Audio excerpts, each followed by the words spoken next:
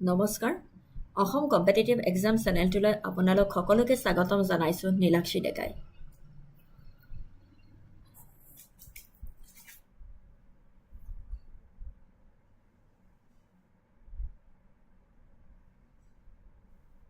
আজি মই আপোনালোকৰ লগত পুনৰ আহিলোঁ ডেইলি কাৰেণ্ট এফেয়াৰ্ছ আলোচনা কৰিবলৈ আজি লাইভ ক্লাছ আহোঁতে অলপ পলম হ'ল তাৰ বাবে ক্ষমা খুজিছোঁ ব্যক্তিগত কাম অকণমানত বিজি আছিলোঁ সেইবাবে অলপ পলম হ'ল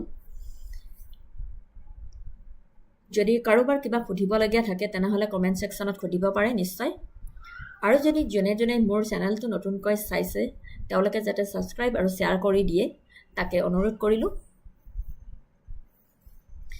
আজি মই আপোনালোকৰ লগত এইকেইটা টপিকৰ ওপৰত ডিছকাশ্যন কৰিবলৈ ওলাইছোঁ Rubiya Jaishankar stage need for impeded maritime trade Quad grouping is vital says Japan's foreign minister uniform civil code will never be applied to tribal people, says Amit Shah. Muslim organizations seek consultations with Assam government on Uniform Civil Code Bill. Finance Minister Nirmala Sitharaman launches multiple SIDB initiatives on 37th Foundation Day in Mumbai. ঠিক আছে এইকেইটা টপিকৰ লগত আলোচনা কৰিম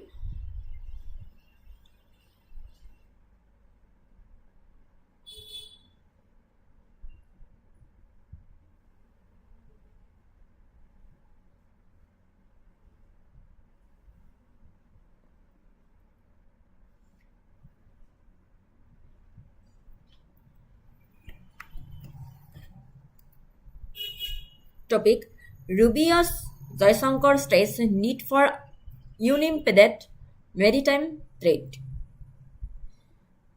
US and India call for unimpeded sea trade. The United States works with many countries at a tactical level, but those relations will not disturb the strategic partnership with India, US Secretary of State Marco Rubio said here on Sunday. ঠিক আছে আজি পেপাৰখন আপোনালোকে নিশ্চয় পঢ়িছে চাগে দা হিন্দুখন is a Rubio Jaishankar states a need for unimpeded maritime trade এইখিনিতে কি ক'বলৈ বিচাৰিছে আৰু আমাৰ এক্সাম পইণ্ট অফ ভিউৰ পৰা কি ইম্পৰ্টেণ্ট হয় মই সেইখিনি আজি আপোনালোকৰ লগত আলোচনা কৰিম যে ইয়াতে অবজেক্টিভ আৰু ষ্ট্ৰেটেজিক ছিগনিফিকেন্স ফৰ ইণ্ডিয়া আছে সেইখিনি এক্সামৰ ফালৰ পৰা ইম্পৰ্টেণ্ট হয়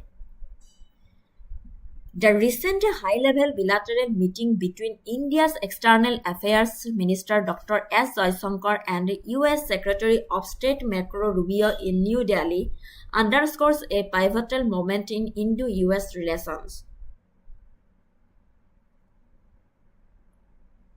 শেহতীয়াকৈ নতুন দিল্লীত ভাৰতৰ বৈদেশিক পৰিক্ৰমা মন্ত্ৰী ডক্টৰ এছ জয়শংকৰ আৰু আমেৰিকাৰ বিদেশ মন্ত্ৰী মাৰ্কো ৰুবিঅ'ৰ মাজত হোৱা উচ্চ পৰ্যায়ৰ দ্বিপাক্ষিক বৈঠকে ভাৰত আমেৰিকাৰ সম্পৰ্কৰ এক গুৰুত্বপূৰ্ণ মুহূৰ্তৰ ওপৰত আলোকপাত কৰিছে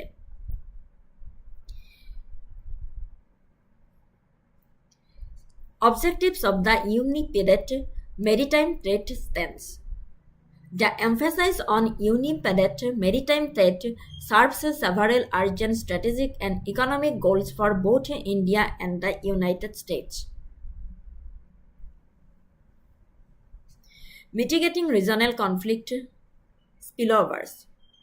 With disruptions stemming from conflicts in West Asia and threats near critical bottlenecks like the Strait of Hormuz, the primary objective is to prevent regional hostilities from shocking global commerce. নিৰপেক্ষ সামুদ্ৰিক বাণিজ্য স্থিতিৰ লক্ষ্য মনত ৰাখিব অবজেক্টিভছ হয় বাধাহীন সামুদ্ৰিক বাণিজ্যৰ ওপৰত গুৰুত্ব দিয়াটোৱে ভাৰত আৰু আমেৰিকাৰ উভয়ৰে কেইবাটাও জৰুৰী কৌশলগত আৰু অৰ্থনৈতিক লক্ষ্য পূৰণ কৰে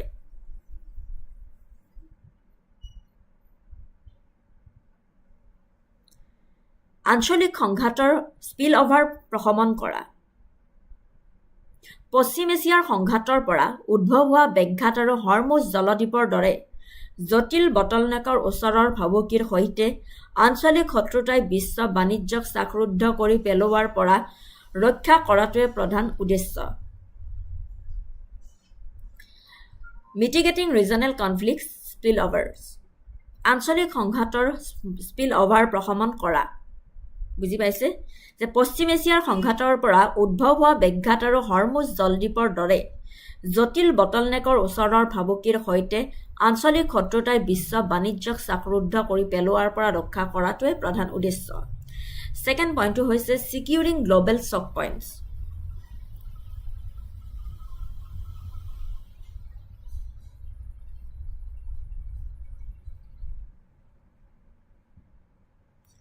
ছিকিউৰিং গ্ল'বেল চক পইণ্টছ, গ্ল'বেল চক পইণ্টসমূহ সুৰক্ষিত কৰা। Ensuring that vital sea lines of communication remain insulated from geopolitical leverage or blockade by state and non-state actors. গুৰুত্বপূৰ্ণ সাগৰীয় যোগাযোগ ৰেখাসমূহ যাতে ৰাজ্যিক আৰু অৰাষ্ট্ৰীয় অভিনেতাৰ দ্বাৰা ভূ-ৰাজনৈতিক লিভাৰেজে বা অৱৰোধৰ পৰা বিচ্ছিন্ন হৈ থাকে। গুৰুত্বপূৰ্ণ সাগৰীয় যোগাযোগ ৰেখাসমূহ যাতে ৰাজ্যিক আৰু অৰাষ্ট্ৰীয় অভিনেতাৰ দ্বাৰা ভূ-ৰাজনৈতিক লিভাৰেজ বা অৱৰোধৰ পৰা বিচ্ছিন্ন হৈ থাকে।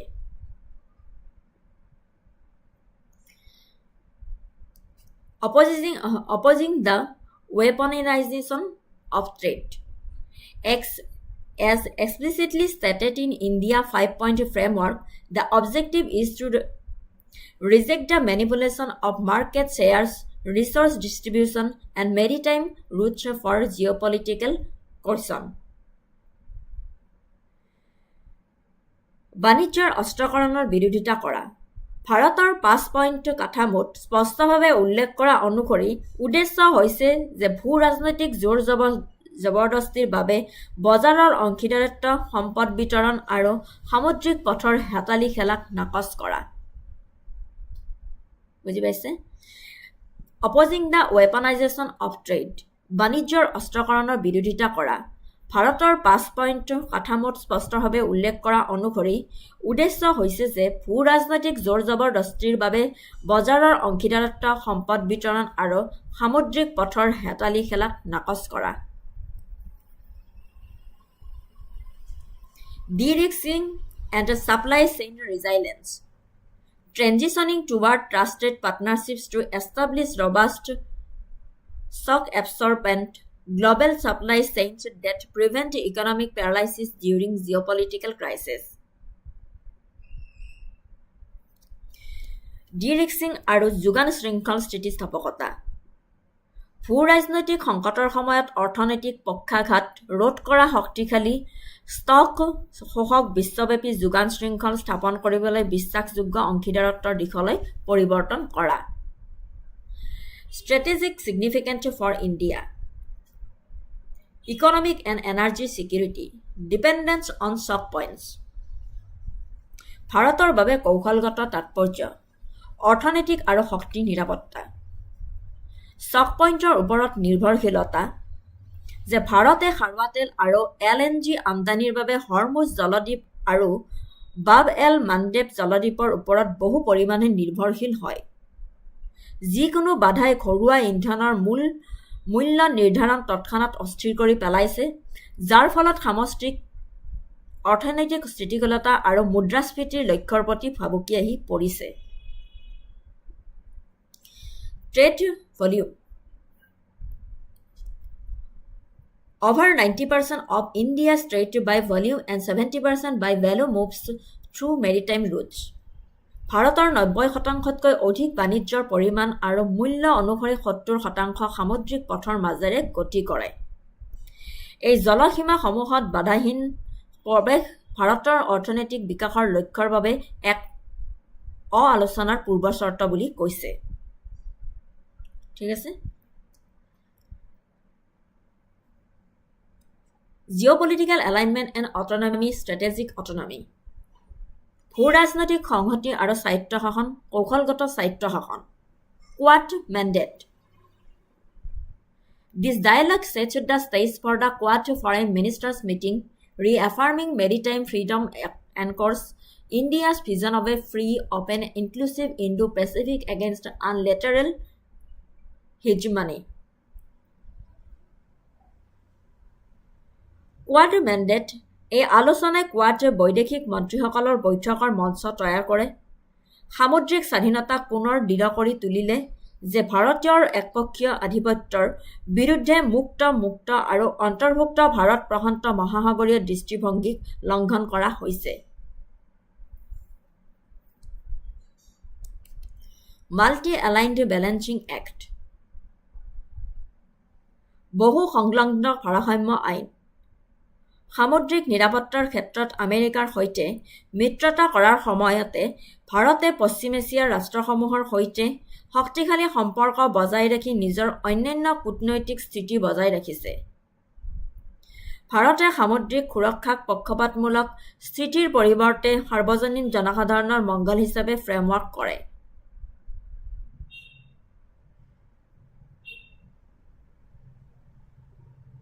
Maritime Security and Defense Cooperation, Net Security Provider, সামুদ্ৰিক নিৰাপত্তা আৰু প্ৰতিৰক্ষা সহযোগিতা, Net Security Provider, Underwater Domain Awareness আৰু সম্প্ৰসাৰিত ভাৰত আমেৰিকাৰ প্ৰতিৰক্ষা অংশীদাৰিত্বৰ ওপৰত গুৰুত্ব আৰোপ কৰাটোৱে ভাৰত মহাসাগৰ অঞ্চলত এটা মূল স্থিতিশীল শক্তি আৰু নেট ছিকিউৰিটি প্ৰভাইডাৰ হিচাপে স্থান দিছে ঠিক আছে শেহতীয়াকৈ নতুন দিল্লীত ভাৰতৰ বৈদেশিক পৰিক্ৰমা মন্ত্ৰী ডক্টৰ এছ জয়শংকৰ আৰু আমেৰিকাৰ বিদেশ মন্ত্ৰী মাৰ্কো ৰুবিয়োৰ মাজত হোৱা উচ্চ পৰ্যায়ৰ দ্বিপাক্ষিক বৈঠকে ভাৰত আমেৰিকাৰ সম্পৰ্কৰ এক গুৰুত্বপূৰ্ণ মুহূৰ্তৰ ওপৰত আলোকপাত কৰিছে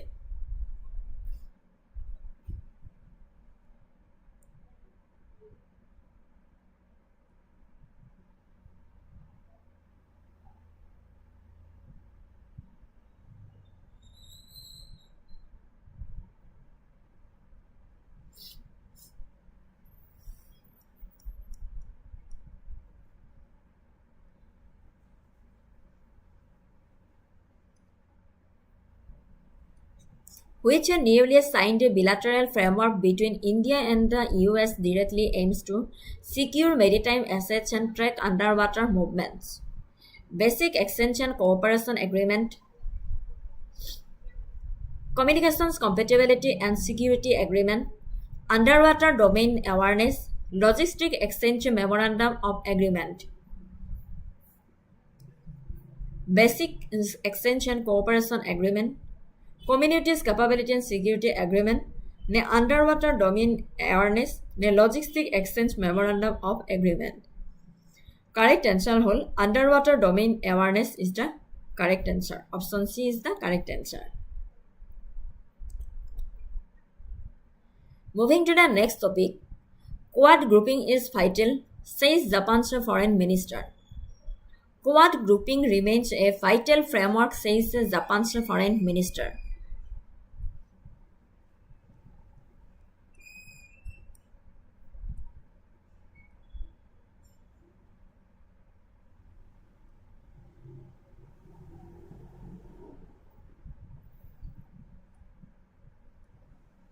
Responding to concerns that the Quad has lost its relevance, Japanese Foreign Minister Toshimitsu Motegi has said that the four-nation grouping remains a vital framework.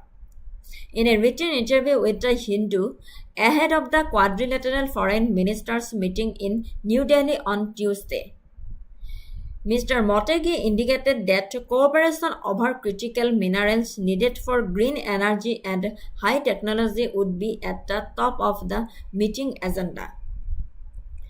Japan is working on critical minerals projects in India, he said, while calling for improved infrastructure, more tax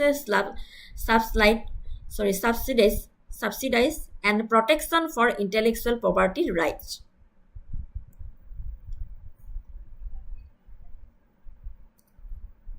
Core focus, relevance and continuity of the Quad. কি ক'বলৈ বিচাৰিছে এইখিনি চাও হওক যে মূল focus কোৱাডৰ প্ৰাসংগিকতা আৰু ধাৰাবাহিকতা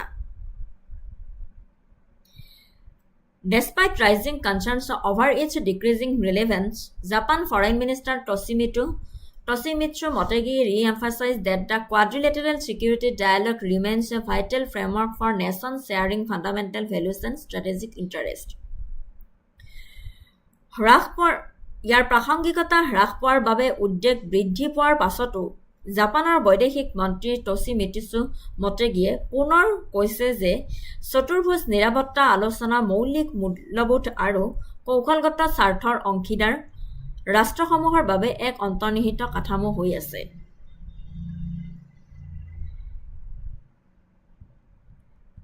ডেলিভাৰী এৰিয়াছ মূল প্ৰদানৰ ক্ষেত্ৰসমূহ কাঠামোটোৱে সামুদ্ৰিক সুৰক্ষা, অৰ্থনৈতিক সুৰক্ষা আৰু চাইবাৰ সুৰক্ষাৰ ক্ষেত্ৰত সুনিৰ্দিষ্ট ফলাফল প্ৰদান কৰিছে।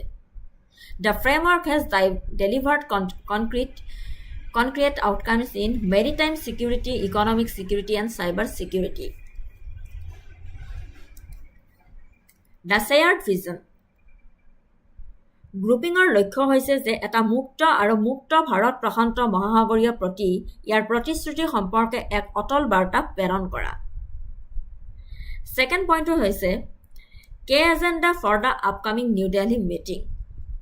নতুন দিল্লীত অনুষ্ঠিত চতুৰ্ভুজ বৈদেশিক মন্ত্ৰীসকলৰ বৈঠকত ভাৰতৰ বৈদেশিক পৰিক্ৰমা মন্ত্ৰী এছ জয়শংকৰ আয়োজনিত আমেৰিকাৰ মাৰ্কো ৰুবিঅ', অষ্ট্ৰেলিয়াৰ পেনী ৱাং আৰু জাপানৰ টছিমিটছু মটেগিৰ সৈতে জটিল ভূ-ৰাজনৈতিক বিষয়সমূহৰ ওপৰত আলোচনা কৰা হৈছে। কি আলোচনা কৰা হৈছে? যে critical minerals and green energy, জটিল খনিজ আৰু সেউজ শক্তি আৰু উচ্চ প্ৰযুক্তিৰ বাবে প্ৰয়োজনীয় জটিল খনিজ পদাৰ্থৰ ওপৰত সহযোগিতা কাৰ্যসূচীৰ ভিতৰতে শীৰ্ষত আছে। ইতিমধ্যে জাপানে ভাৰতৰ জটিল খনিজ প্ৰকল্পৰ কাম আৰম্ভ কৰিছে। জিঅ'পলিটিকেল ক্ৰাইচিছ, ভূ-ৰাজনৈতিক সংকট, পশ্চিম এছিয়াত চলি থকা সংঘাত আৰু হৰমুজ জলদ্বীপৰ অৱৰোধৰ বুজ লোৱাৰ সম্ভাৱনা আছে মন্ত্ৰীসকলে। Diplomatic strategy. The meeting will set the agenda for the upcoming Quad Summit, which has faced a hiatus since 2024 due to underlying India-US tensions over several issues. কূটনৈতিক কৌশল, এই বৈঠকে আগন্তুক কোৱাড সামিটৰ বাবে কাৰ্যসূচী নিৰ্ধাৰণ কৰিব, যিটো 2024 চনৰ পৰা অন্তৰ্নিহিত ভাৰত আমেৰিকাৰ বাবে বিৰতিৰ সন্মুখীন হৈছে আৰু কেইবাটাও বিষয়ক লৈ উত্তেজনা সৃষ্টি হৈছে। Emerging challenges and structural critics, উদীয়মান প্ৰত্যাহ্বান এণ্ড গাঁথনিগত সমালোচনা। ৰাষ্ট্ৰসমূহৰ মাজত ৰাজহুৱা কূটনৈতিক বক্তব্য আৰু চৰকাৰী কৌশলগত নীতিৰ নথিপত্ৰৰ মাজত এক লক্ষণীয় বিচ্ছিন্নতাক উজ্জ্বল কৰি তুলিছে। নীতিগত নথিপত্ৰত অনুপস্থিতি কি কৈছে যে একাধিক বৈদেশিক মন্ত্ৰীৰ বৈঠকৰ স্বত্তেও আমেৰিকা, অষ্ট্ৰেলিয়া আৰু জাপানে শেহতীয়াকৈ জাৰি কৰা কৌশলগত নথিপত্ৰত কোৱাডৰ উল্লেখ একেবাৰেই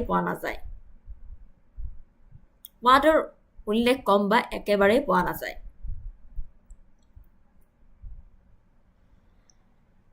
US নেশ্যনেল ছিকিউৰিটি ষ্ট্ৰেটেজি, আমেৰিকাৰ ৰাষ্ট্ৰীয় নিৰাপত্তা কৌশল, নৱেম্বৰ 2025। কেৱল কোৱাডৰ জৰিয়তে ধৰি ভাৰত প্ৰশান্ত মহাসাগৰীয় নিৰাপত্তাত অৰিহণা যোগাবলৈ নতুন দিল্লীক উৎসাহিত কৰে আৰু পৰৱৰ্তী পৰিকল্পনাৰ বিশদ বিৱৰণ নিদিয়াকৈ। জাপান আপডেটেড FOIP পলিচি, মে 2026। জাপানৰ PM চানাই টাকাইছিয়ে ঘোষণা কৰা এই নথিখনত কোৱাডৰ কথা মাত্ৰ এবাৰহে উল্লেখ কৰা হৈছে, কঠোৰভাৱে এটা জটিল খনিজৰ পদক্ষেপৰ প্ৰেক্ষাপটত। এভইডেন্স অৱ সেন্সিটিভ ষ্ট্ৰেটেজিক ফ্ৰিকশ্যন, স্পৰ্শকাতৰ কৌশলগত ঘৰ্ষণ পৰিহাৰ কৰা। জাপানৰ বৈদেশিক মন্ত্ৰীৰ জটিল নিৰাপত্তাজনিত প্ৰশ্নসমূহ পক্ষপাতিত্ব কৰিলে, যেনে সদস্য ৰাষ্ট্ৰসমূহে ভাৰত মহাসাগৰত ইৰাণৰ জাহাজ IRIS ডেনাক আমেৰিকাৰ টৰ্পিডিঙক সম্বোধন কৰিব নেকি? যিয়ে স্থানীয়কৃত সামুদ্ৰিক উত্থান পতন নিয়ন্ত্ৰণৰ ক্ষেত্ৰত সম্ভাৱ্য ব্যৱধান দেখুৱাইছে।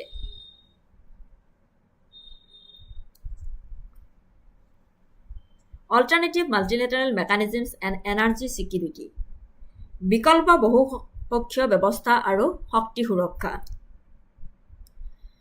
যোগান শৃংখলাৰ দুৰ্বলতাৰ সন্মুখীন হৈ কোৱাডৰ কাষতে বিকল্প কাঠামোৰ প্ৰস্তাৱ কৰা হৈছে। পাৱাৰ এছিয়া 2026 চনৰ এপ্ৰিল মাহত জাপানে partnership on wide energy and research resilience প্ৰস্তাৱ কৰিছিল। অবজেক্টিভটো কিহৰ কাৰণে? উদ্দেশ্যটো to coordinate oil, gas and renewables procurement, financing and storage mechanisms. উদ্দেশ্য তেল, গেছ আৰু নৱীকৰণযোগ্য শক্তি ক্ৰয়, বিত্তীয় সাহায্য আৰু সংৰক্ষণ ব্যৱস্থাৰ সমন্বয় কৰা। ষ্ট্ৰেটেজিক ৰেচনেল, এই পদক্ষেপে ইৰাণৰ সংঘাতৰ পৰা উদ্ভৱ হোৱা শক্তি সংকটৰ প্ৰতি প্ৰত্যক্ষভাৱে সঁহাৰি জনায়। হৰমুজ জলদ্বীপৰ মাজেৰে পাৰ হৈ যোৱা শক্তিৰ বিঘিনি ঘটিছে। এছিয়াৰ অৰ্থনীতি আৰু আন্তঃসংযোগী বিশ্ব যোগান শৃংখলাত যথেষ্ট প্ৰভাৱ পেলায়। ঠিক আছে।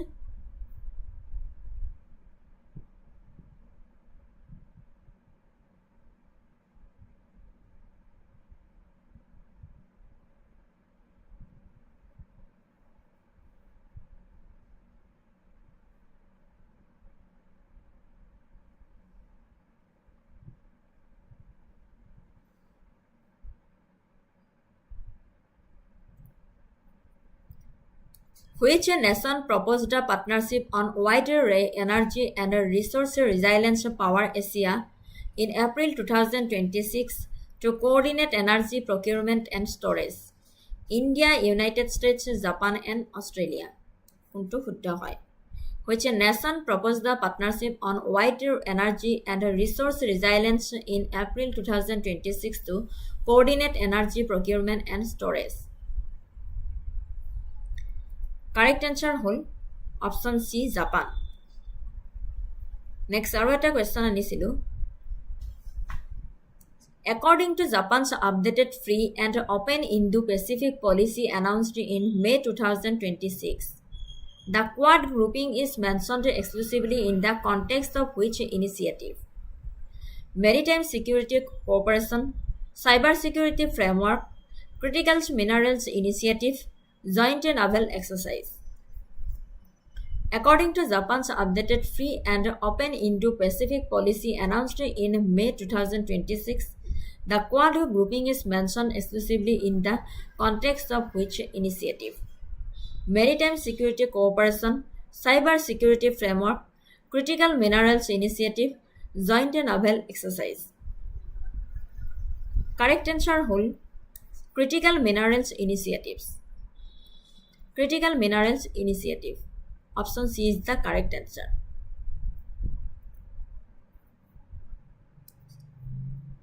Next, moving to the next topic. Uniform Civil Code will never be applied to tribal people, says Amit Shah. Uniform Civil Code will never be applied to tribal people, says Amit Shah.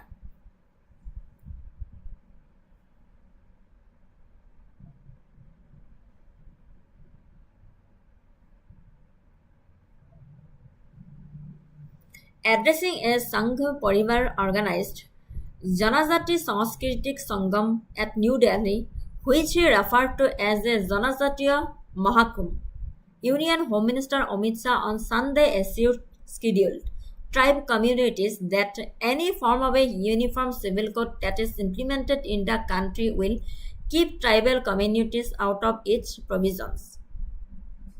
এতিয়া কথা আহিল যে আপোনালোকে বুজি পাইছেনে যে uniform civil code হয় কি? The Uniform Civil Code is a proposed framework in India aimed at replacing distinct religion-based personnel laws with a single common set of laws governing personal matters such as marriage, divorce, inheritance, adoption, and succession for all citizens. Uniform civil code হৈছে ভাৰতৰ এক প্ৰস্তাৱিত কাঠামো যাৰ লক্ষ্য হৈছে সুকীয়া ধৰ্মভিত্তিক ব্যক্তিগত আইনসমূহৰ ঠাইত সকলো নাগৰিকৰ বাবে বিবাহ বিচ্ছেদ উত্তৰাধিকাৰ দত্তক লোৱা আৰু উত্তৰাধিকাৰক আদি ব্যক্তিগত বিষয়সমূহক নিয়ন্ত্ৰণ কৰা একক সাধাৰণ আইনৰ গোট বুজি পাইছে ইউনিফৰ্ম চিভিল কোড হৈছে ভাৰতৰ এক প্ৰস্তাৱিত কাঠামো যাৰ লক্ষ্য হৈছে সুকীয়া ধৰ্মভিত্তিক ব্যক্তিগত আইনসমূহৰ ঠাইত সকলো নাগৰিকৰ বাবে বিবাহ বিচ্ছেদ উত্তৰাধিকাৰী দত্তক লোৱা আৰু উত্তৰাধিকাৰ আদি ব্যক্তিগত বিষয়সমূহ নিয়ন্ত্ৰণ কৰা একক সাধাৰণ আইনৰ গোট বুলি কৈছে ঠিক আছে is a proposed framework in India aimed at replacing distinct religion-based personal laws with a single common set of laws governing personal matters such as marriage, divorce, inheritance, adoption, and succession for all citizens. বুজি পালে uniform civil code কি হয় এতিয়া uniform civil কোডৰ প্ৰয়োজনীয়তা কিয় গভৰ্ণমেণ্টে uniform civil code দিলে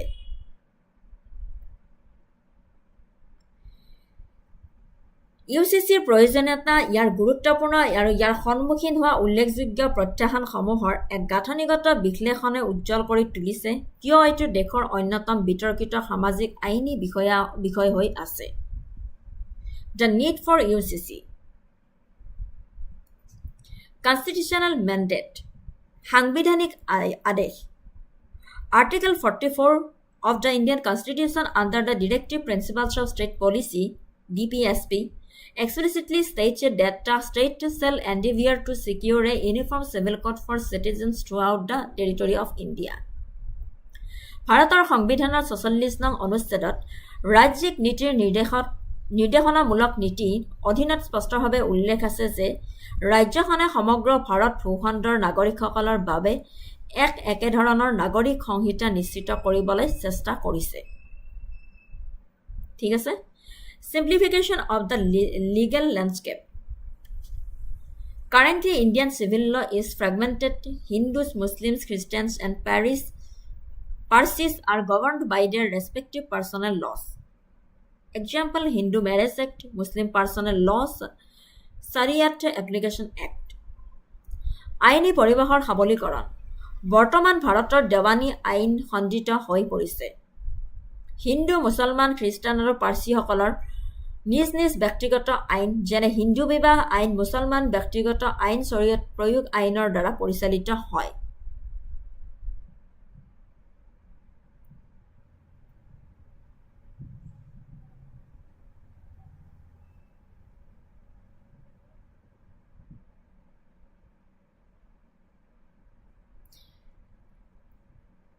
Judicial consistency The Indian judiciary has repeatedly highlighted the need for a UCC in landmark judgments such as the Shahbano case in 1985 and Sarla Madgal case in 1995. Shahbano case to jane hokolwe to eliminate ambiguities and contradictions arising from disparate personal laws during legal disputes. Importance of UCC uniform civil কোডৰ গুৰুত্ব কি gender justice and equality লিংগ ন্যায় আৰু ক্ষমতা দশক বা শতিকাৰ আগতে প্ৰণয়ন কৰা বহু বৰ্তমানৰ ব্যক্তিগত আইনত পিতৃতান্ত্ৰিক বিধান আছে যিয়ে উত্তৰাধিকাৰীৰ জীৱিকা আৰু বৈবাহিক অধিকাৰৰ ক্ষেত্ৰত মহিলাসকলক অসুবিধা কৰে সকলো সম্প্ৰদায়ৰ মহিলাসকলে সমান আইনী সুৰক্ষা লাভ কৰাটো নিশ্চিত কৰি নিৰপেক্ষ লিংগ সমতা স্থাপনৰ বাবে ইউচিচি অপৰিহাৰ্য বুলি কৈছে বুজি পাইছে জেণ্ডাৰ জাষ্টিছ এণ্ড ইকুৱেলিটি দশক বা শতিকাৰ আগতে আৰু এবাৰ কৈ দিছোঁ শতিকাৰ আগতে প্ৰণয়ন কৰা বহুতো বৰ্তমানৰ ব্যক্তিগত আইনত পিতৃতান্ত্ৰিক বিধান আছে যিয়ে উত্তৰাধিকাৰীৰ জীৱিকা আৰু বৈবাহিক অধিকাৰৰ ক্ষেত্ৰত মহিলাসকলক অসুবিধা কৰে সকলো সম্প্ৰদায়ৰ মহিলাসকলে সমান আইনী সুৰক্ষা লাভ কৰাটো নিশ্চিত কৰি নিৰপেক্ষ লিংগ সমতা স্থাপনৰ বাবে ইউচিচি অপৰিহাৰ্য বুলি কৈছে নেশ্যনেল ইণ্টিগ্ৰেশ্যন ৰাষ্ট্ৰীয় সংহতি সকলো নাগৰিককে তেওঁলোকৰ ধৰ্মীয় পৰিচয় যিয়েই নহওক কিয় একে নাগৰিক আইন অধীন কৰি ৰাখি ইউচিচিয়ে নাগৰিকত্বৰ ভাগ বতৰা ভাৱনাক লালন পালন কৰে, সাম্প্ৰদায়িক বিভাজনৰ দোষ ৰেখা দুৰ্বল কৰে আৰু ধৰ্মনিৰপেক্ষতাক প্ৰসাৰিত কৰে। সকলো নাগৰিককে তেওঁলোকৰ ধৰ্মীয় পৰিচয় যিয়েই নহওক কিয় একে নাগৰিক আইন অধীন কৰি ৰাখি ইউচিচিয়ে নাগৰিকত্বৰ ভাগ বতৰা ভাৱনাক লালন পালন কৰে, সাম্প্ৰদায়িক বিভাজনৰ দোষ ৰেখা দুৰ্বল কৰে আৰু ধৰ্মনিৰপেক্ষতাক প্ৰসাৰিত কৰে। মডাৰ্ণাইজেশ্যন অৱ ছ'চাইটি, সমাজৰ আধুনিকৰণ। একেধৰণৰ সংহিতাই ব্যক্তিগত আইনসমূহক সমসাময়িক বিশ্বব্যাপী মানৱ অধিকাৰৰ মানদণ্ডৰ সৈতে সংযুক্ত কৰে, প্ৰাচীন পদ্ধতিৰ পৰা আঁতৰি যায় আৰু আধুনিক সামাজিক মূল্যবোধৰ সমান্তৰালভাৱে আইনী কাঠামোৰ বিকাশ নিশ্চিতকৰণ কৰে। Challenges in implementing UCC. UCC কাৰ্যকৰী কৰাৰ ক্ষেত্ৰত প্ৰত্যাহ্বান। Communal and political polarisation. সাম্প্ৰদায়িক আৰু ৰাজনৈতিক মেৰুকৰণ। ইউচিচিক লৈ চলি থকা বিতৰ্ক অতি স্পৰ্শকাতৰ। সমালোচক আৰু সংখ্যালঘু গঠনসমূহে ইয়াক প্ৰায়ে ধৰ্মীয় স্বাধীনতা উলংঘা হিচাপে গ্ৰহণ কৰে আৰু ইয়াক বৈচিত্ৰ্যময় সাংস্কৃতিক গোটৰ ওপৰত সংখ্যাগৰিষ্ঠ প্ৰথা জাপি দিয়াৰ সম্ভাৱ্য প্ৰচেষ্টা হিচাপে লৈছে।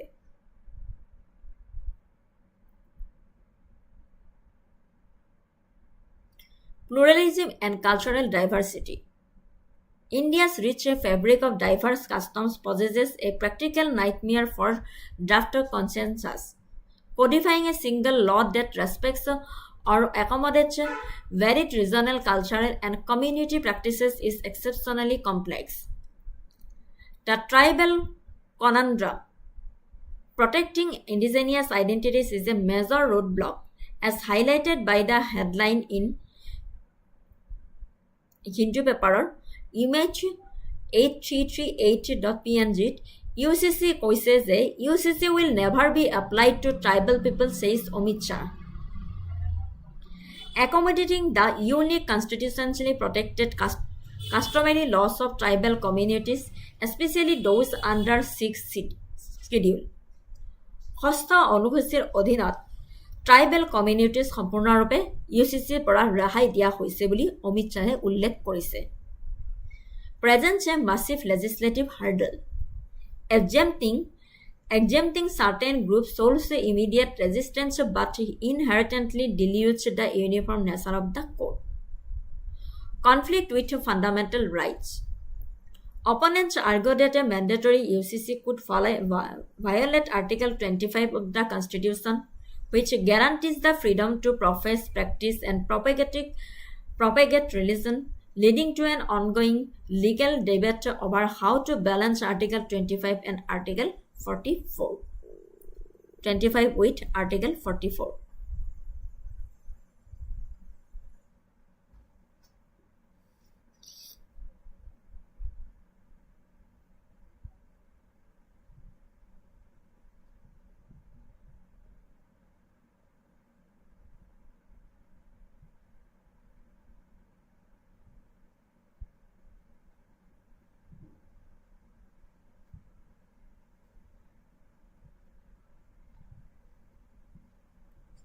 Which article of the Indian Constitution directs the state to secure a uniform civil code for its citizens?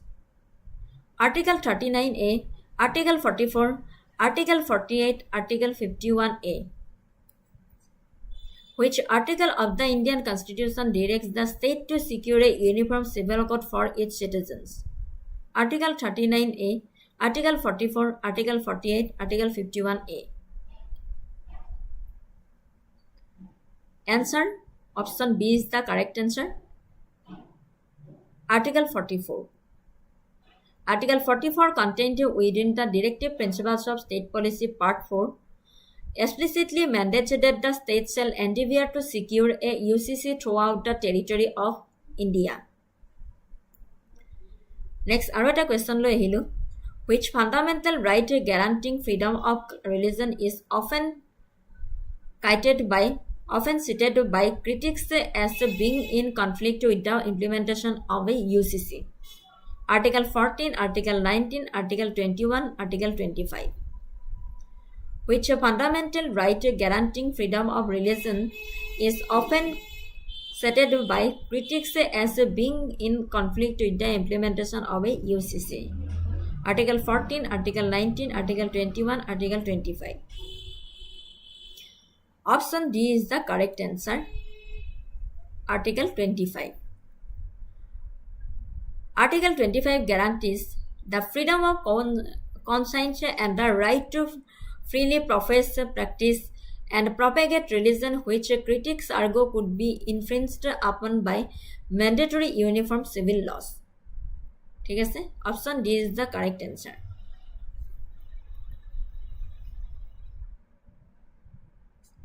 Muslim organizations seek consultation with Assam government on UCC bill. Moving to the next topic. Muslim organizations seek consultations with Assam government on UCC bill.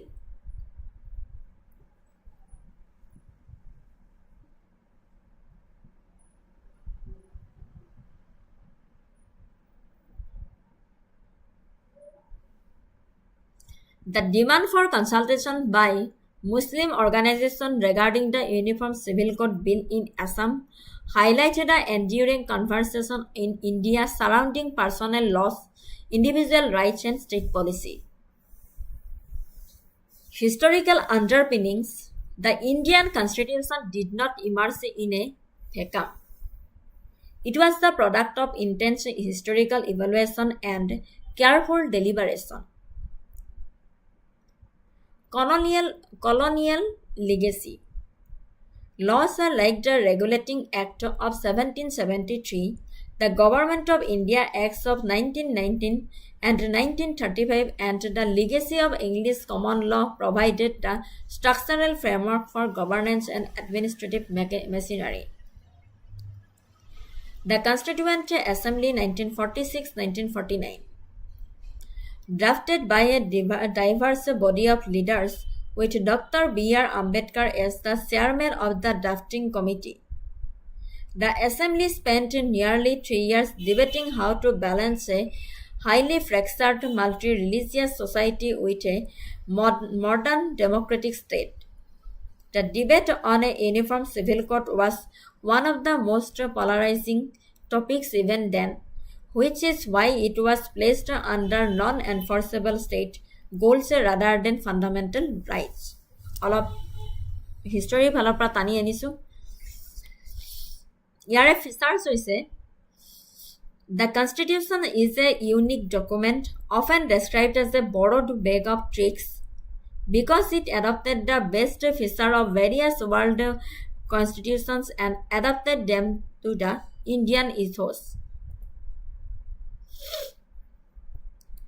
Lengthiest written constitution, mixture of rigidity and flexibility, federal system with a unitary bias, secular state. Lengthiest written constitution, detailed framework to govern a massive diverse population and manage federal-state relationships. Mixture of rigidity and flexibility.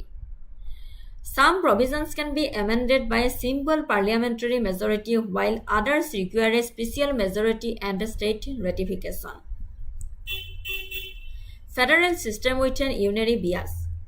Power is divided between the central government and the state, but the central holds overriding power during emergencies. Secular state. The state maintains a principled distance from all religions, treating them equally without establishing an official state fate. Significant provisions. The Constitution organizes its most critical governance tools into distinct sections. Fundamental Rights Part 3, Article 12 to 35. Manat Morise. These are justiciable rights guaranteed to every citizen, such as Article 14, equality before the law, and Article 25, freedom to practice and propagate religion. Directive Principles of State Policy, DPSP, Part 4, Article 36 to 51. Non-justiciable guidelines mean to steer the government toward creating a welfare state.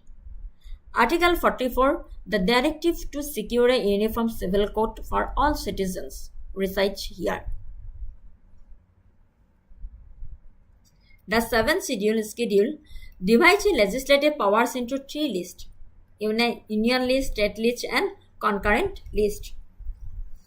Personal laws, marriage, divorce, inheritance fall under the concurrent list, meaning both the parliament and state legislature like Assam have the power to pass the laws on them. বুজিব পাৰিছে?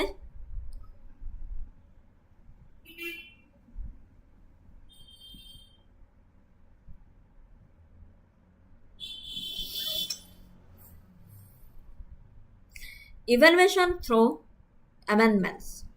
4th number point. The Constitution is a living document that changes with time. Under Article 368, Parliament has the power to amend it. Over 100 amendments have been passed reflecting changing social realities. First Amendment 1951 introduced the 9th schedule to protect land reform laws from judicial review. Manat ase na nai? 42nd Amendment 1976, often called the mini constitution, it formally added the words secular and socialist to the preamble. 103rd Amendment 2019 introduced a 10% reservation for economically weaker sections. 5th number point, the basic structure of doctrine. এদিন বুজাইছিলো এটা ক্লাছত যে Keshavananda Bharati cash 1973 এদিন বুজাইছিলো, কিন্তু আপোনালোক আছিলে মনত আছে নাই নাজানো, আছিলে নে নাই প্ৰেজেণ্ট নাছিলো নাজানো, গম নাপাওঁ মই ক্লাছত। তথাপি আজি মই আকৌ আনিছোঁ এই কেছটো যে দ্য বেচিক ষ্ট্ৰাকচাৰ ডক্টৰিন কি হয়। Because Parliament can amend the Constitution, a critical question arose: can Parliament amend or delete the core identity of the Constitution itself? This was answered in the landmark Kesavananda Bharati case 1973, where the Supreme Court established the basic structure doctrine. The court ruled that while Parliament has wide powers to amend the Constitution, it cannot destroy or alter its basic features.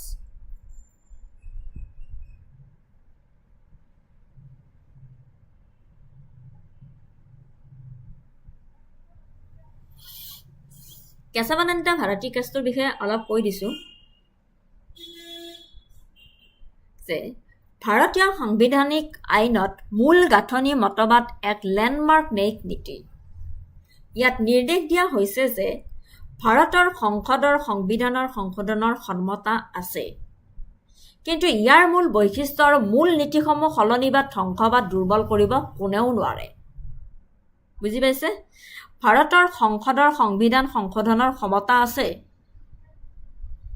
কিন্তু ইয়াৰ মূল বৈশিষ্ট্য বা মূল নীতিসমূহ ধ্বংস বা দুৰ্বল কৰিবৰ কাৰো অধিকাৰ নাই। কেশৱানন্দ ভাৰতী গোচৰ 1973 তাতে কি কৈছে যে 1973 চনৰ আগতে ভাৰতীয় সংসদ আৰু উচ্চতম ন্যায়ালয়ৰ মাজত মৌলিক অধিকাৰকে ধৰি সংবিধানৰ কোনো অংশ সংশোধন কৰিবলৈ সংসদৰ সীমাহীন ক্ষমতা আছে নে নাই সেইলৈ চলি আছিল। ইয়াৰ শিখৰত উপনীত হয় যে ঐতিহাসিক কেশৱানন্দ ভাৰতী বনাম কেৰালা ৰাজ্য 1973 গোচৰত 13জনীয়া বিচাৰপীঠে 7-6 ক্ষীণ সংখ্যাগৰিষ্ঠৰে ৰায় দিছিলে যে 368 নং অনুচ্ছেদৰ অধীনত সংবিধান সংশোধনৰ বাবে সংসদৰ ব্যাপক ক্ষমতা আছে যদিও ক্ষমতা নিৰপেক্ষ নহয়। আদালতে ৰায় দিয়ে যে সংবিধানৰ মূল গাঁথনি অলংঘনীয়, মানে লংঘন কৰিবলৈ নোৱাৰে মূল গাঁথনিসমূহ। মৌলিক গাঁথনি কিহৰ দ্বাৰা গঠন কৰা হয় উচ্চতম ন্যায়ালয়ে কেতিয়াও স্পষ্টভাৱে মৌলিক গাঁথনি হিচাপে কি যোগ্যতা অৰ্জন কৰে তাৰ এটা নিৰ্দিষ্ট তালিকা নিৰ্ধাৰণ কৰা নাছিলে বৰঞ্চ এই ক্ষেত্ৰভিত্তিকভাৱে সিদ্ধান্ত লৈছিলে কিন্তু দশক ধৰি বিভিন্ন বিচাৰৰ জৰিয়তে কেইবাটাও বৈশিষ্ট্য এই মূলৰ অংশ স্বীকৃতি হিচাপে লাভ কৰিছে সংবিধানৰ আধিপত্য সংবিধান সংসদ নহয় সংবিধান সৰ্বোচ্চ ৰিপাব্লিকান আৰু ডেমক্ৰেটিক শাসনৰ ৰূপ সংবিধানৰ ধৰ্মীয় নিৰপেক্ষ চৰিত্ৰ বিধানসভা কাৰ্যবাহী আৰু ন্যায়পালিকাৰ মাজত ক্ষমতা পৃথকীকৰণ সংবিধানৰ ফেডাৰেল বৈশিষ্ট্য ন্যায়িক পুনৰীক্ষণ আইনৰ বৈধতা পৰীক্ষা কৰাৰ বাবে আদালতৰ ক্ষমতা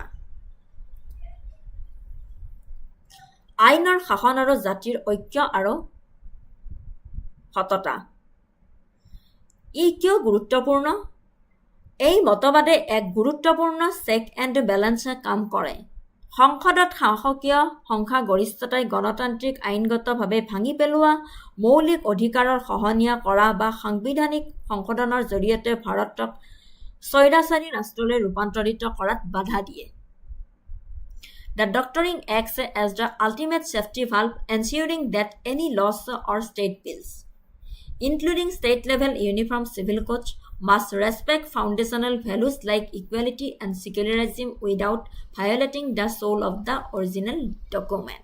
নোৱাৰে ভংগ কৰিবলৈ নোৱাৰে বুজি পালে কেশৱানন্দ ভাৰতী গোচৰ কি হয় in which a landmark case did the Supreme Court of India propound the basic structure of doctrine. Golaknath case 1967, Kesavananda Bharati case 1973, Minarava Mills case 1980, Manaka Gandhi case 1970. Yeah. Correct uttar to hol option B Kesavananda Bharati case 1973. Option B is the correct answer.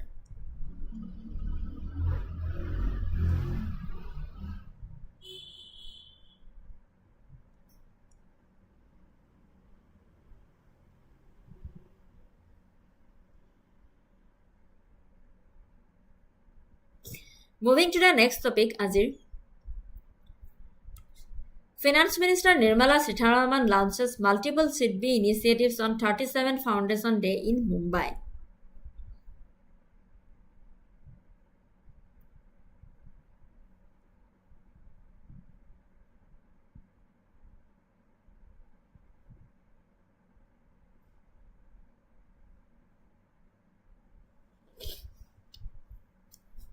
Multiple initiatives were launched by Union Finance Minister Nirmala Sitharaman in Mumbai today on the occasion of 37 Foundation Day celebration of SIDBI, Small Industries and Development Bank of India. The initiatives included SIDBI McFinMart, a digital platform enabling MSMEs to access machines through a structured marketplace supporting price discovery, standardization and technology adoption. RRB Co-Lending Portal, a platform to operationalize partnerships between SIDBI and regional rural banks, improving credit flow in rural underserved geographies, more modernization of rural enterprise, a focused initiative program to provide transformational support to 10,000 rural micro and artisanal units over next 3 years. Through cluster-based interventions in such rural artisanal clusters. মূল প্ৰতিষ্ঠানিক পদক্ষেপসমূহ আৰম্ভ কৰা হৈছে কেন্দ্ৰীয় বিত্তমন্ত্ৰীয়ে MSME আৰু গ্ৰাম্য খণ্ডৰ বাবে ঋণ প্ৰযুক্তি আৰু বজাৰ প্ৰৱেশৰ ব্যৱধান দূৰ কৰিবলৈ SIDBIৰ 37 সংখ্যক প্ৰতিষ্ঠা দিৱসত 3টা লক্ষ্যভিত্তিক হস্তক্ষেপ আৰম্ভ কৰে SIDBI McFinMart MSMEৰ বাবে নিৰ্মিত এটা গাঁথনিগত ডিজিটেল বজাৰ উৎপাদন মানকৰণ নিশ্চিত কৰে আৰু প্ৰযুক্তি গ্ৰহণ ত্বৰান্বিত কৰে আৰু সহ ঋণ পৰ্টেল, আঞ্চলিক গ্ৰাম্য বেংক RRBৰ বিস্তৃত তৃণমূল পৰ্যায়ৰ ভৌতিক আন্তঃগাঁথনিৰ সৈতে SIDBৰ আইৰ গভীৰ SM ই বিত্তীয় বিশেষজ্ঞতাক একাকাৰ কৰা এটা ডিজিটেল দলং। 3 বছৰৰ পৰিৱৰ্তনশীল ক্লাষ্টাৰ ভিত্তিক হস্তক্ষেপ কাৰ্যসূচী। লক্ষ্য অহা 3 বছৰত 10,000 গ্ৰাম্য ক্ষুদ্ৰ আৰু শিল্পকৰ্ম ইউনিটৰ বাবে প্ৰত্যক্ষ হেণ্ডহোল্ডিং আৰু আধুনিকৰণ সমৰ্থন। MSMEৰ খণ্ডৰ কৌশলগত গুৰুত্ব। MSMEৰ কাঠামোক বিকশিত ভাৰত 2047ৰ বাবে এটা মূল স্তম্ভ হিচাপে স্পষ্টভাৱে উজ্জ্বল কৰি তোলা হৈছে, যিয়ে 3 গুণ ভূমিকা পালন কৰিব: বৃদ্ধিৰ ট্ৰেজেক্টৰী, ঘৰুৱা উদ্যোগ সম্প্ৰসাৰণৰ বাবে এক মূল ইঞ্জিন হিচাপে কাম কৰে, প্ৰতিযোগিতামূলক ক্ষমতা, স্থানীয় ভাৰতীয় সামগ্ৰীৰ বিশ্বব্যাপী মূল্য শৃংখলৰ সংহতি বৃদ্ধি কৰে, সামষ্টিক অৰ্থনৈতিক স্বাস্থ্যৰ সূচকসমূহ গভীৰ বিশ্বৰ অনিশ্চয়তা আৰু ভূ-ৰাজনৈতিক ঘৰ্ষণৰ মাজতো ঘৰুৱা অৰ্থনৈতিক ভিত্তিৰেখাই কেইবাটাও নিৰ্দিষ্ট সূচকৰ ওপৰত ভিত্তি কৰি গাঁথনিগত স্থিতিস্থাপকতা প্ৰদৰ্শন কৰে। সামষ্টিক অৰ্থনৈতিক সূচক বৰ্তমানৰ প্ৰৱণতা অৱস্থা GST ৰাজহ শক্তিশালী সম্প্ৰসাৰণ। 4.3% বছৰৰ পিছত বছৰ ধৰি বৃদ্ধি পোৱা মুঠ সংগ্ৰহ ঘৰুৱা চাহিদা নগৰ আৰু গ্ৰাম্য খণ্ডত স্থিতিস্থাপক আৰু বহল ভিত্তি। বৈদেশিক মুদ্ৰাৰ উঠানামাৰ সৃষ্টি কৰাৰ সময়তে ভূ-ৰাজনৈতিক অস্থিৰতাই বৈদেশিক মুদ্ৰাৰ উঠানামা কৰাৰ লগতে বৈদেশিক মুদ্ৰা সংৰক্ষণ আৰু বিচক্ষণ মূলধন ব্যৱস্থাপনাৰ বাবে বলি হোৱাতকৈ বিচক্ষণভাৱে পুঁজি ব্যৱস্থাপনা কৰা বাবে এক শক্তিশালী আবেদন পুনৰবাৰ প্ৰকাশ কৰিছে।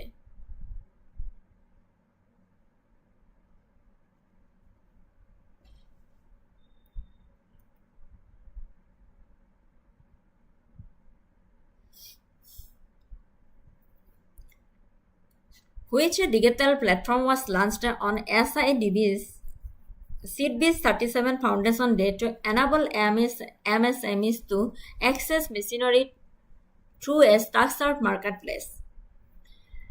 SIDB McFinMart, MSME Udyam Portal, Digi Micropart, SIDB EquipTech. Which digital platform was launched on SIDB's 37 Foundation Day to enable MSMEs to access machinery through a structured marketplace? SIDB McFinMart. SIDB McFinMart is the option A is the correct answer.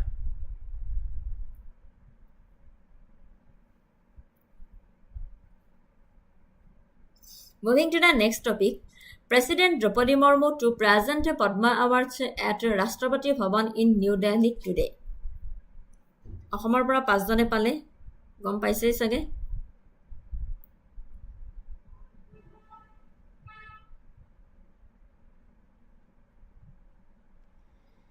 President Draupadi Murmu to present Padma Awards at Rashtrapati Bhavan in New Delhi today. Padma Awards এটা important symbol কেইটা চাব, কেতিয়াবা পৰীক্ষাত সুধি দিয়ে। পদ্মা বিভূষণৰ এইটো symbol, Padma ভূষণৰ এইটো symbol আৰু পদ্মশ্ৰীৰ এইটো চিম্বল মনত ৰাখিব। এই চিম্বল কেইটাৰ ওপৰত কুৱেশ্যন সুধি দিয়ে কেতিয়াবা। আজিকালিতো জানেই কেনেকুৱা টাইপৰ কুৱেশ্যন সোধে। President Draupadi Murmu will present at the Padma Awards at the first civil investiture ceremony at Rashtrapati Bhavan this evening today. Padma Awards, one of the highest civilian awards of the country, are conferred in 3 categories: Padma Vibhushan, Padma Bhushan, and Padma Shri. In the first civil investiture ceremony of 2026 today, the President will confer 66 Padma Awards, including 2 Padma Vibhushan and 6 Padma Bhushan and 58 Padma Shri. The remaining Padma Awards will be given in the second round of the civil investiture ceremony to be held later. This year, the government has announced a total 131 Padma Awards. This includes 5 Padma Vibhushan, 13 Padma Bhushan, and 113 Padma Shri Awards. Among the awardees, 19 are women, while 16 individuals will be awarded posthumously.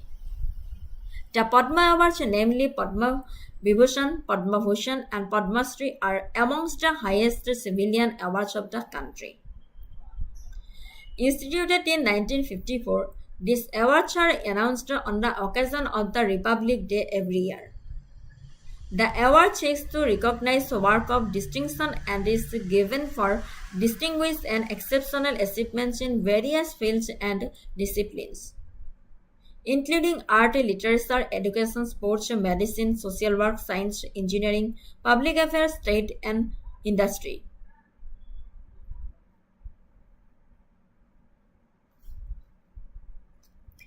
(2026) বৰ্ষৰ অসমৰ 5 গৰাকী বিশিষ্ট ব্যক্তিক পদ্মশ্ৰী বঁটা প্ৰদান কৰা হয়।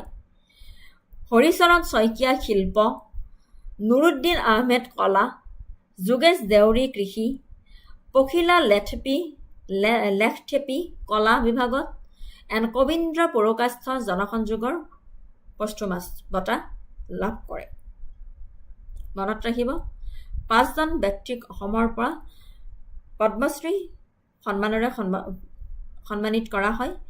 তেওঁলোকৰ নাম হৈছে হৰিচৰণ শইকীয়া শিল্প, নুৰুদ্দিন আহমেদ কলা, যোগেশ দেউৰী কৃষি, পখিলা লেথেপি কলা আৰু কবীন্দ্ৰ পুৰকাষ্ঠ পষ্টুমাছ। হৰিচৰণ শইকীয়াৰ বিশিষ্ট অৱদান আৰু শিল্পীকলাৰ উৎকৰ্ষতাৰ বাবে সন্মানিত কৰা হৈছে। নুৰুদ্দিন আহমেদক অসমৰ ভ্ৰাম্যমাণ থিয়েটাৰ আন্দোলনক ৰূপান্তৰিত কৰি পৰিৱেশন কলাক উন্নীত কৰাৰ বাবে উদযাপন কৰা এগৰাকী প্ৰবীণ নাট্য পৰিচালক তথা ডিজাইনাৰ। যোগেশ দেউৰীক কিহৰ কাৰণে পদ্মশ্ৰী বঁটা সন্মান কৰা হৈছে? চেৰিকালচাৰ আৰু ইৰি আৰু মুগাৰ দৰে থলুৱা ৰেচমৰ জাত সংৰক্ষণৰ ক্ষেত্ৰত অগ্ৰণী কামৰ বাবে স্বীকৃতি লাভ কৰিছে যোগেশ দেউৰীয়ে। পখিলা লেথেপি থলুৱা সংগীত ঐতিহ্যক জীয়াই ৰখাৰ বাবে উদযাপন কৰে এগৰাকী প্ৰখ্যাত কাৰ্বি লোকগীতী। কাৰ্বি লোকগীত গাই তেওঁ থলুৱা সংগীতৰ ঐতিহ্যক জীয়াই ৰখাৰ বাবে তেওঁ পদ্মশ্ৰী বঁটাৰে সন্মানিত কৰা হয়। কবীন্দ্ৰ পুৰকাষ্ঠ দীৰ্ঘদিনীয়া জনসেৱাৰ বাবে মৰণোত্তৰভাৱে সন্মানিত হোৱা এগৰাকী প্ৰবীণ ৰাজনীতিবিদ তথা প্ৰাক্তন কেন্দ্ৰীয় মন্ত্ৰী। কবীন্দ্ৰ পুৰকাষ্ঠক দীৰ্ঘদিনীয়া জনসেৱাৰ বাবে মৰণোত্তৰভাৱে সন্মানিত হোৱা বাবে তেওঁক পদ্মশ্ৰী বঁটাৰে সন্মান কৰা হয়। ঠিক আছে, moving to the next topic. SC's revival of Section 124A triggers concerns over a colonial law the country did not want. SC's revival of Section 124A triggers concerns over a colonial law the country did not want.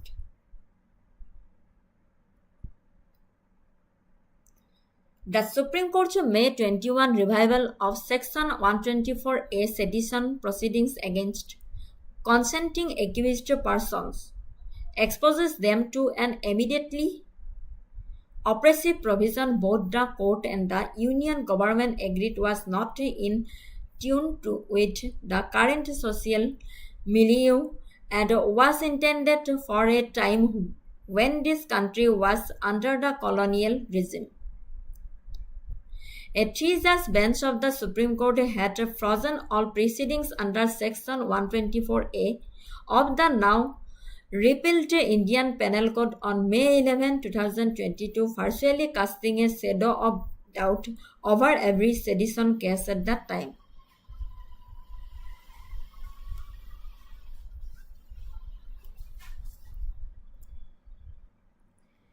কি কৈছে? এই বিকাশে ঔপনিৱেশিক যুগৰ বিতৰ্কিত দেশদ্ৰোহ আইনখনৰ অধীনত ভাৰতীয় ন্যায়পালিকাৰ বিচাৰ বিভাগে কেনেদৰে বিচাৰাধীন গোচৰসমূহ চম্ভালিছে তাৰ এক উল্লেখযোগ্য পৰিৱৰ্তন ঘটায়। উচ্চতম ন্যায়ালয়ৰ সিদ্ধান্তৰ মূল কথা আৰু প্ৰভাৱৰ বিৱৰণ কৈছোঁ। মূল সিদ্ধান্ত স্থগিত ৰখা, কাৰ্যবিধি পুনৰুজ্জীৱিত কৰা। সন্মতি সতৰ্কবাণী। উচ্চতম ন্যায়ালয়ে ৰাষ্ট্ৰদ্ৰোহৰ কাৰ্যবিধি পুনৰ আৰম্ভ কৰিবলৈ অনুমতি দিছে, বিশেষভাৱে অভিযুক্ত ব্যক্তিৰ বিৰুদ্ধে যিয়ে সন্মতি দিয়ে।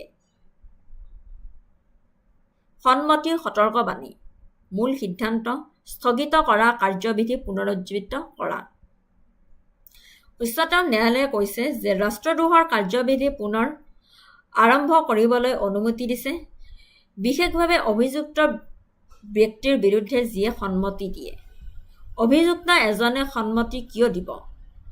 বহু ক্ষেত্ৰত আইনী লিম্বত আবদ্ধ হৈ থকা ব্যক্তিসকলে নিথৰ গোচৰৰ বাবে তেওঁলোকৰ ওপৰত অনিৰ্দিষ্টকালীন সন্দেহৰ ডাৱৰ ওলমি থকাতকৈ বিচাৰৰ সন্মুখীন হ'বলৈ আৰু নিৰ্দিষ্ট দোষমুক্ত হোৱাটো পছন্দ কৰে। ২ নম্বৰ পইণ্টটো হৈছে দ্য বেক ষ্টৰী 2022 চনৰ ফ্ৰিজ। ঐতিহাসিক মে 2022 চনৰ আদেশ। উচ্চতম ন্যায়ালয়ৰ 3জনীয়া বিচাৰপীঠে ইয়াৰ পূৰ্বে ভাৰতীয় দণ্ডবিধিৰ ICPC ধাৰা 124 স্থগিত ৰাখিছিল। প্ৰভাৱ: এই ঐতিহাসিক আদেশে কাৰ্যকৰীভাৱে সমগ্ৰ দেশতে বাকী থকা সকলো বিচাৰ, আপিল আৰু কাৰ্যবিধি স্থগিত ৰাখিলে, যাৰ ফলত আইনখনৰ সাংবিধানিকতা পৰ্যালোচনা চলি থকাৰ সময়ত ৰাজ্যখনে নতুন দেশদ্ৰোহৰ গোচৰ পঞ্জীয়ন কৰাত বাধা দিলে। 3 নম্বৰ পইণ্টটো হৈছে বিৰুদ্ধ এটা ঔপনিৱেশিক নিয়ম। স্বীকৃতিপ্ৰাপ্ত অচলতা। উচ্চতম ন্যায়ালয় আৰু কেন্দ্ৰীয় চৰকাৰ দুয়োটাই স্পষ্টভাৱে স্বীকাৰ কৰিছে যে ধাৰা 124 বৰ্তমানৰ সামাজিক পৰিৱেশৰ সৈতে মিল নাই। ঔপনিৱেশিক উত্তৰাধিকাৰ।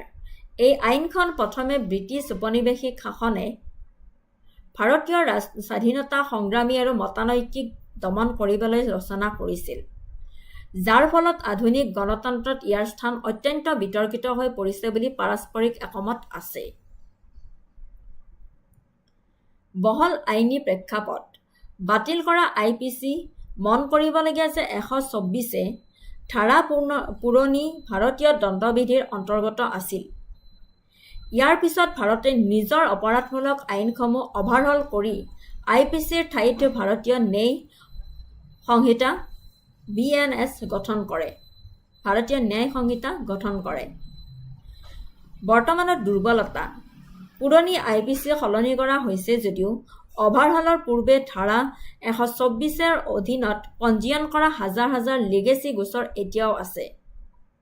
শেহতীয়াকৈ উচ্চতম ন্যায়ালয়ৰ এই ৰায়দানৰ প্ৰত্যক্ষ প্ৰভাৱ পৰিছে যে সেই বিচাৰাধীন লিগেচি গোচৰসমূহ কেনেদৰে আগবাঢ়িব।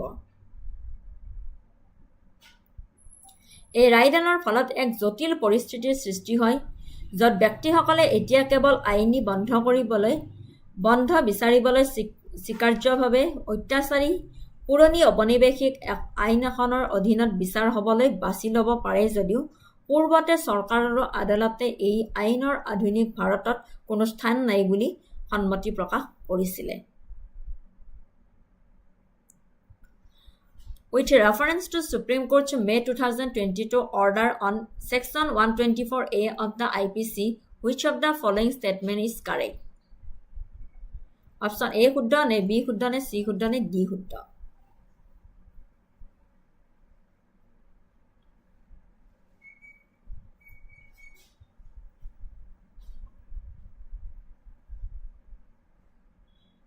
With reference to the Supreme Court's May 2022 order on Section 124A of the IPC, which of the following statement is correct? Option B is the correct answer. It paused all pending trials, appeals, and registration of new cases under Section 124A. Explanation. The landmark May 11, 2022 order effectively froze all ongoing and new proceedings under Section 124A while the law was under review. ঠিক আছে?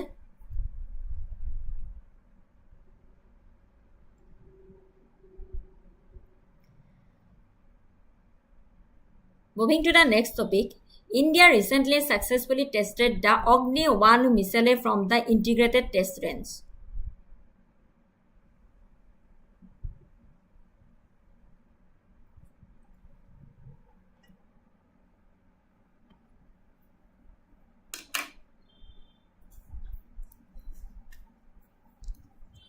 Excuse me.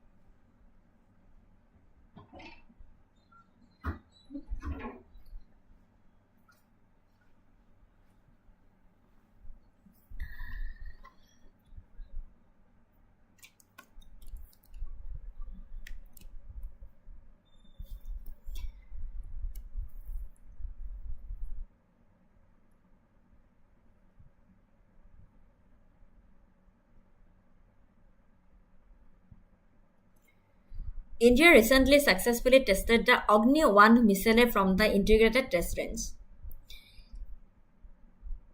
India's successful test firing of the Agni-1 short-range ballistic missile from the Integrated Test Range in Sandipur, Odisha is a highly significant event. Key objectives of the test. The test was not a developmental trial but an operational readiness check conducted under the aegis of the Strategic Forces Command, validating operational parameters, ensuring crew training and force readiness, reaffirming credible minimum deterrence.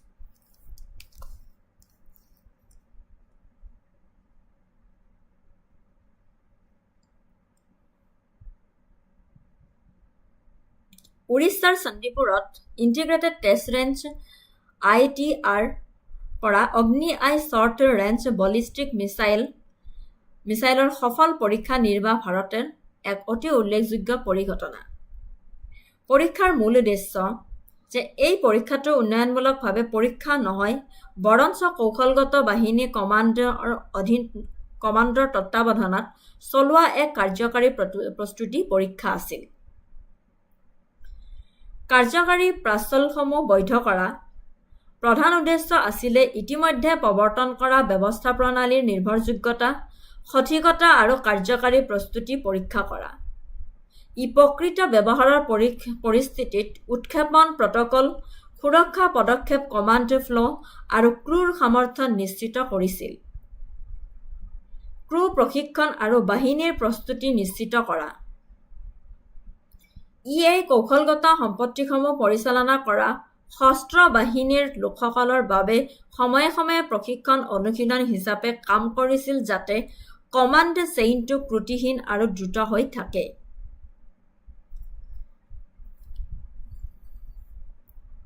বিশ্বাসযোগ্য ন্যূনতম প্ৰতিৰোধক পুনৰ দৃঢ় কৰা। এই পৰীক্ষাৰ লক্ষ্য আছিলে যে ভাৰতৰ ঘোষিত প্ৰতিৰক্ষাৰ ভংগীমা সলনি নকৰাকৈ ভাৰতৰ শক্তিশালী আৰু কাৰ্যক্ষম দ্বিতীয় ষ্ট্ৰাইক ক্ষমতা আৰু কৌশলগত প্ৰস্তুতিৰ এক নিস্তব্ধ কিন্তু দৃঢ় সংকেত প্ৰেৰণ কৰা। ঠিক আছে। 2 নম্বৰ পইণ্টটো হৈছে টেকনিকেল প্ৰফাইল অফ অগ্নি-1।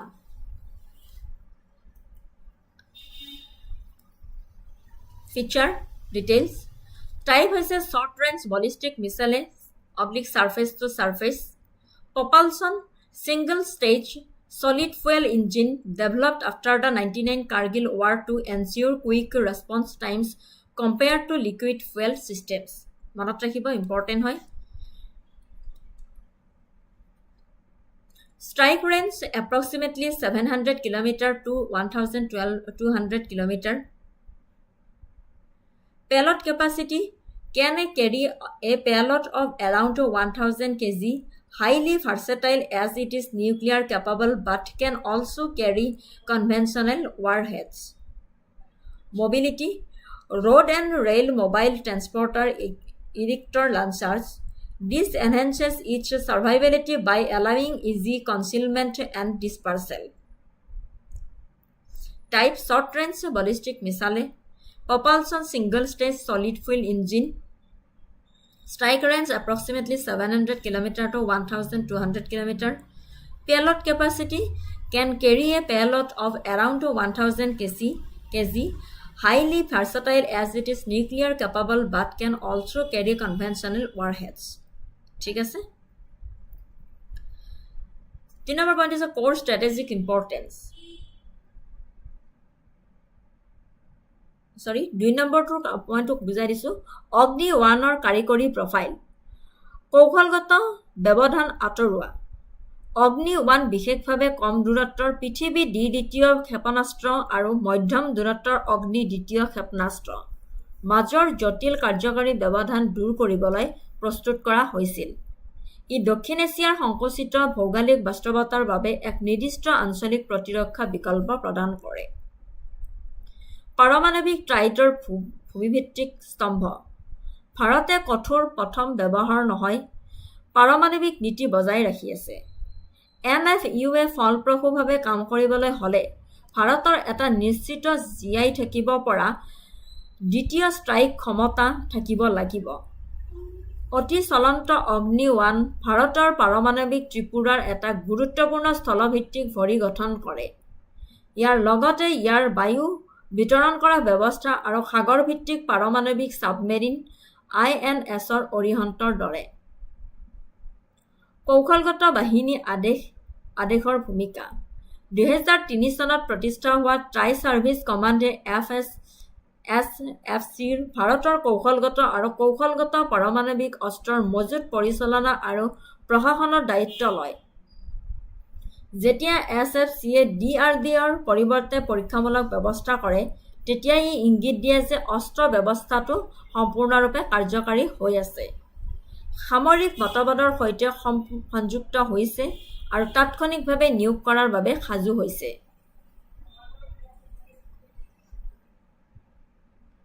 স্তৰযুক্ত ডিটাৰেন্স আৰ্কিটেক্সাৰ। এই পৰীক্ষাই ভাৰতৰ স্তৰযুক্ত ক্ষেপণাস্ত্ৰ পৰিৱেশতন্ত্ৰ নিৰ্মাণৰ নীতিৰ ওপৰত আলোকপাত কৰিছে। ইয়াৰ ভিতৰত চুটি দূৰত্বৰ থিয়েটাৰ বেলিষ্টিক মিছাইলৰ পৰা আৰম্ভ কৰি অগ্নিভীৰ দৰে মধ্যৱৰ্তী আৰু আন্তঃমহাদেশীয় ballistic মিছাইললৈকে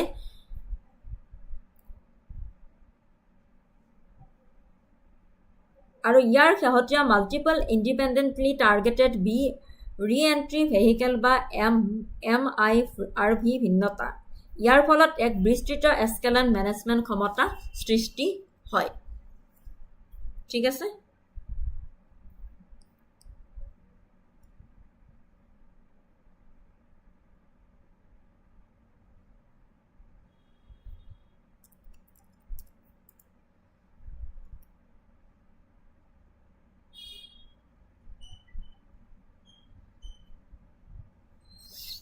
Core strategic importance: bridging the tactical gap, the land-based pillar of nuclear threat.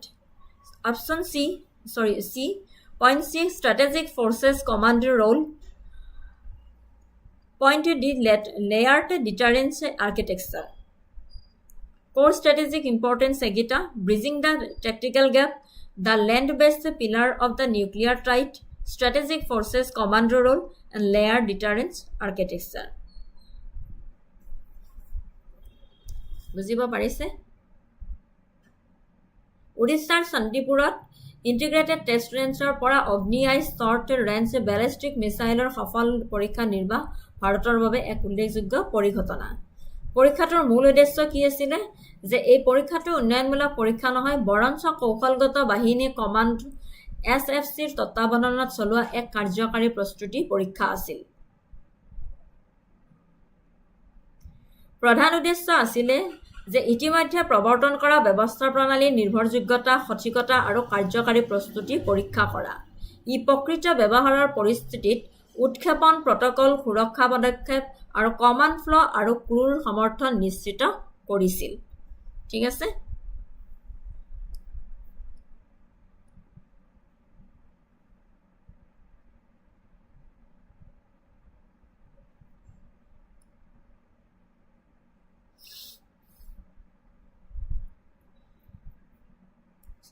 Which command of the Indian Armed Force conducted the recent successful training launch of the Agni-1 ballistic missile?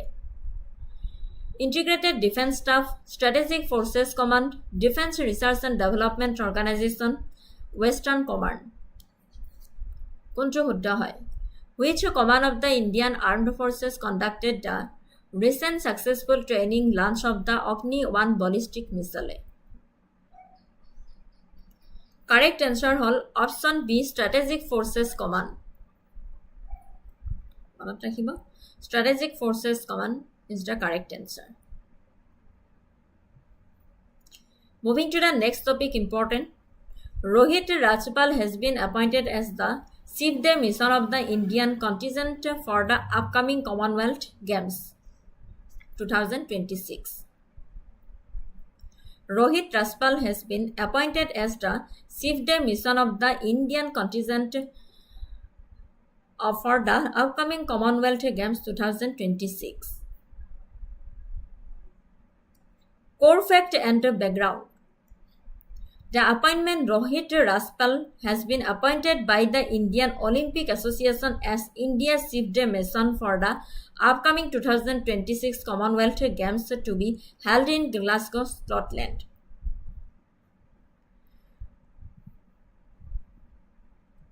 Profile of Rohit Raspal. He is currently India's Davis Cup captain and executive committee member of the IOA, vice president of the All India Tennis Association. Supporting delegation, Ravi Bengani has been named the deputy chief de mission, while legendary boxer MC Mary Kom and former hockey captain Kamalpreet Kaur will accompany the delegation as special guest.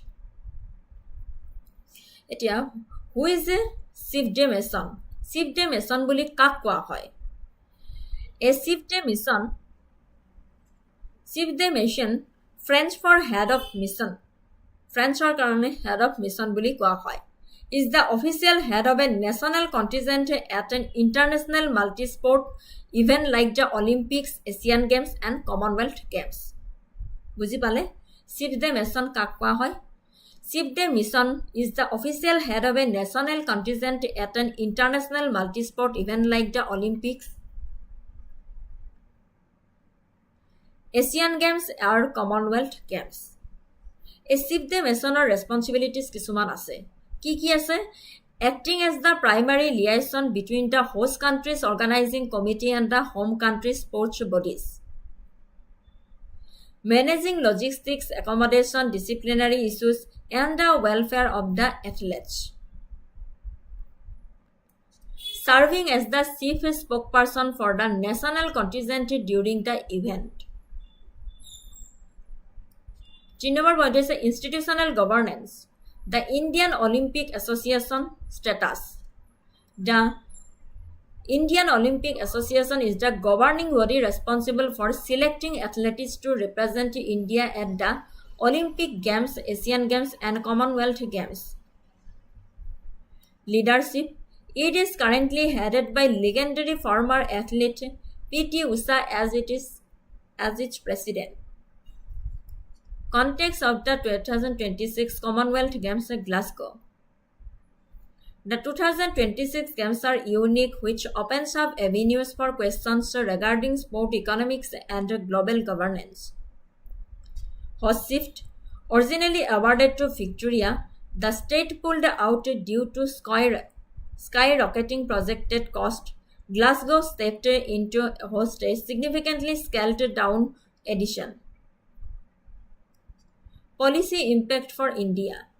Because Glasgow 2026 is a cost-effective scaled-down model, several sporting disciplines and athletic coaches have been reduced. India is sending a highly compact contingent. Managing logistics and tight courts under this constraint highlights why the selection of a veteran administrator like Rasbal is strategically crucial. ঠিক আছে 2026 Commonwealth games ক'ত হ'ব Glasgow স্কটলেণ্ডত আৰু তাৰে chief day mission কাক পতা হৈছে ৰোহিত ৰাজপালক ঠিক আছে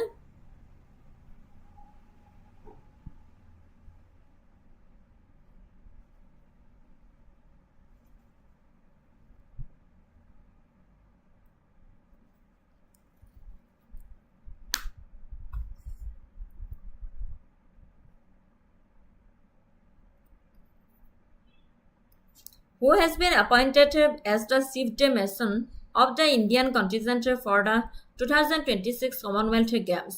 P.T. Usha, Rohit Raspal, Ravi Bengani, Narinder Batra.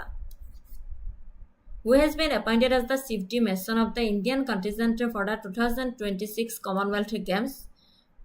Rohit Raspal of option B is the correct answer.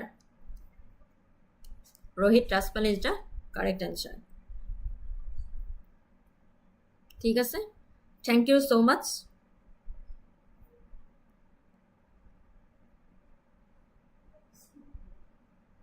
Half engineer কিবা সুধিব বিচাৰিছিলা যদি সুধিব পাৰা আজিলৈ ইমানখিনিয়ে আছিলে 25th মেৰ ডেইলি কাৰেণ্ট এফেয়াৰ্ছ ইম্পৰ্টেণ্ট যিসকলে মোৰ ক্লাছটো ইমান পৰে চালে তেওঁলোকক অশেষ ধন্যবাদ জ্ঞাপন কৰিছোঁ। অহাকালি পুনৰ লগ পোৱাৰ আশাৰে আজিলৈ মই বিদায় মাগিছোঁ। থেংক ইউ ছ' মাছ। শুভৰাত্ৰি। ভালদৰে পঢ়া শুনা কৰি থাকক।